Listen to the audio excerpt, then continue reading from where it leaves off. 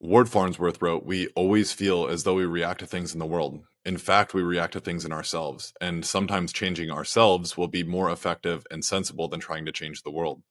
Suppose someone insults you. The insult is meaningless apart from what you make of it. If you're bothered, it must be because you care, a judgment. Instead, you could decide not to care, and that would be the end of the insult for you. All irrations can be viewed the same way: the noisy neighbor, the bad weather, the traffic jam. If you're riled up by these things, you're riled up by the judgments you make about them.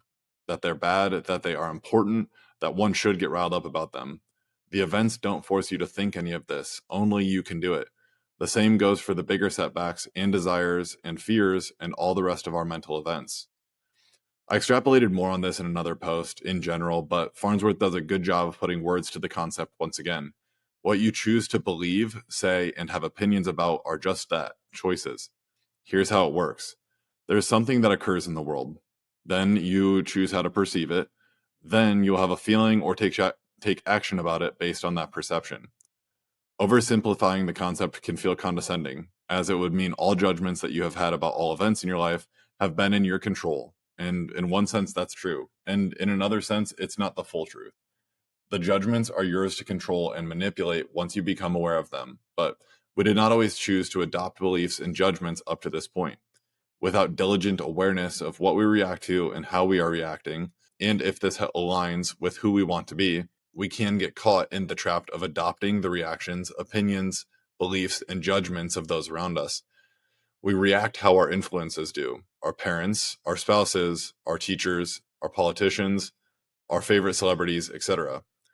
We adopt their belief sets and their reactions as truths rather than choices.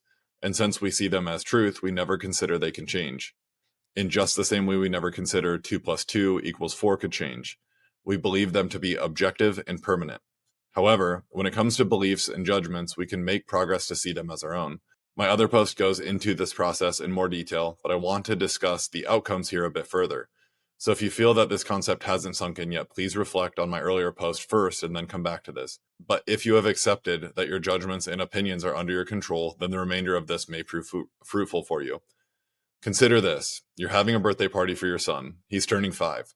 You book it for a weekend and send out invites. You get a call a week later from your mom.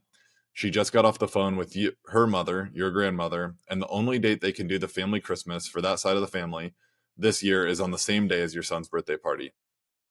The only day that you have available to do the birthday party is that same day as well. You let her know you can't move the date, and she lets you know the family Christmas can't be moved either. She feels you're being selfish. You feel she's being irrational and selfish. You both are experiencing the same scenario, but your contexts are different. Therefore, you feel different things and pass different judgments on the situation and on one another. But what if you could choose indifference? What if you could choose to feel contentment in how you behave next? What if you call your mother back and said, "That day is the only day we can do the birthday party, and it's a really important and exciting thing we have planned. I love you, and if you can come, that's great. But if you can't make it, there will be lots of other times we will have to spend time with one another. Regardless of what you pick, I won't be upset with you, and I will respect your decision." What if this allows you to make peace? And regardless of how your parent behaves, you begin to see that in controlling your judgments about your parent and about the situation, you were able to take an action, make that phone call and say those words that align with who you want to be.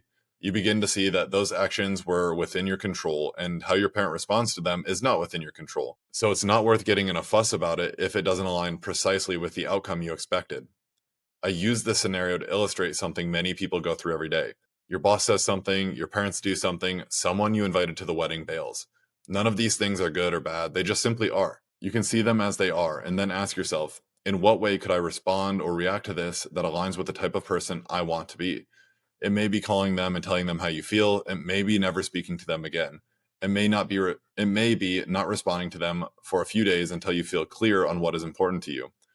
Doing the right thing may feel easy when faced with tough scenarios that involve your spouse, and it may feel extremely difficult in scenarios that involve your work, or vice versa. Every person and their life experiences are different, and while becoming aware of your opinions and judgments and taking accountability and control of them is a skill that applies across all of the domains in your life, you will certainly find it more difficult in some more than others. However, from my experience, the ability to apply these principles does get easier over time, regardless of the domain and the past difficulties you've had with it. The key is to focus on what's within your control. Take responsibility for your opinions. Ask if they're serving your greater purpose. You may not be able to say explicitly what your greater purpose is, but you will feel something inside you that will indicate what the right thing to do is. And then you choose the opinion or action, or lack of it, that will serve your greater purpose. You only have so much attention and energy to give each day. Be diligent about where you spend it. We always feel as though we react to the world. In fact, we react to the things within ourselves. And sometimes changing ourselves will be more effective and sensible than trying to change the world. Suppose someone insults you. The insult is meaningless apart from what you make of it. If you are bothered, it must be because you care, a judgment. Instead, you could decide not to care, and that would be the end of the insult for you. All irrations can be viewed the same way: the noisy neighbor, the bad weather, the traffic jam. If you're riled up by these things, you are riled up by the judgments you make about them, that they are bad, that they are important, that one should get riled up about them. The events don't force you to think any of this, only you can do it. The same goes for bigger setbacks and for desires, fears, and all of the rest of our mental events.